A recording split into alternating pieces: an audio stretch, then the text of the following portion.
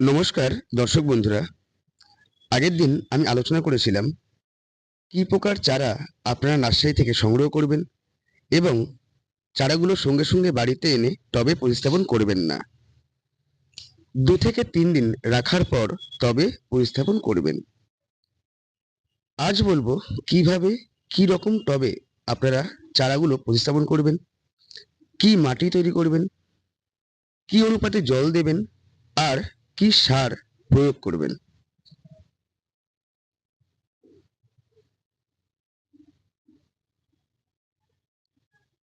প্রথমেই জানাই যে ইনকা গাঁদা গাছ খুব বেশি বড় হয় না, তাই এই গাছের জন্য 6 থেকে 8 ইঞ্চি টব যথেষ্ট।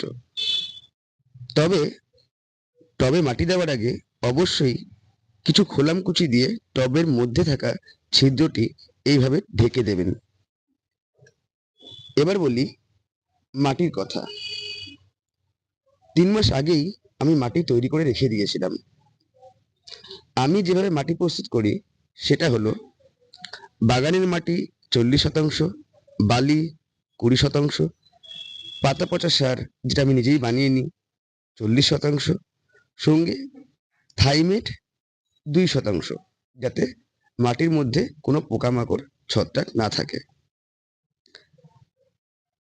এই মাটি আমি আমার সব রকম গাছেই ব্যবহার করি, আপনারাও করতে পারেন।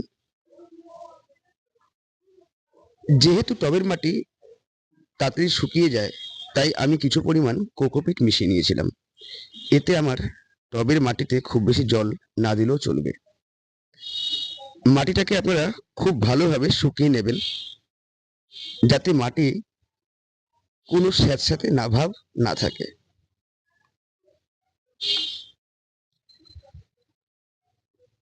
এবার টবে আমরা মাটিগুলো ভরে নেব। একেবারে ভর্তি করে মাটি দেবেন না, তাহলে জল দেওয়ার সময় কিন্তু টব থেকে জল উপচে পড়তে পারে। যখন আমরা চারাগুলোকে রোপণ করব,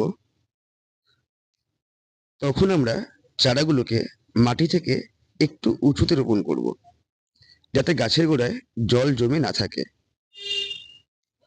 না হলে কিন্তু গাছের গোড়া পচে গাছটি মরে যাবার সম্ভাবনা থেকে যাবে। গাছগুলো রোপণ করা হয়ে গেলে গাছগুলোকে আমরা একদিন ছায়াযুক্ত জায়গায় রেখে দেব। সঙ্গে সঙ্গে গাছগুলো পটিং করার পর যদি সূর্যের আলোয় রাখা হয়, তাহলে গাছগুলো ঝিমিয়ে শুকিয়ে যেতে পারে। তাই একদিন ছায়া জায়গায় রাখার পর গাছগুলোকে আমরা একদম খোলা আকাশের নিচে রেখে দেবো, যেখানে সারাদিন সূর্যের আলো আসে। সূর্যের আলো কিন্তু শীতের গাছের জন্য খুব প্রয়োজন। ছায়া জায়গায় গাছ থাকলে কিন্তু গাছের বৃদ্ধি হবে না এবং ফুলের পরিমাণও বেশি হবে না। সারের কথা বলি। এই সময় 15 থেকে 20 দিন আমরা কোনো সার প্রয়োগ করব না। আমরা মাটি প্রস্তুত করার সময় যে পাতা পচা সার দিয়েছিলাম, সেখান থেকেই গাছটি খাবার পাবে। শুধু জল দেবো, তাও ঘন ঘন না। গোড়ার মাটি শুকনো থাকলে তখনই আমরা জল দেবো। এর সাথে সাথে প্রতি 5 দিন অন্তর 5 ml নিম তেল বা কাকা যে কীটনাশক রয়েছে, এই কীটনাশকের সঙ্গে স্যাফ ফাঙ্গিসাইড পাউডার মিশিয়ে আপনার 1 লিটার জলে গুলিয়ে প্রতিটা গাছে স্প্রে করে দেবেন। দেখবেন কোনো পোকামাকড় বা ফাঙ্গাস গাছে আক্রমণ করতে পারবে না। গাছগুলো সতেজ ও সুন্দর থাকবে।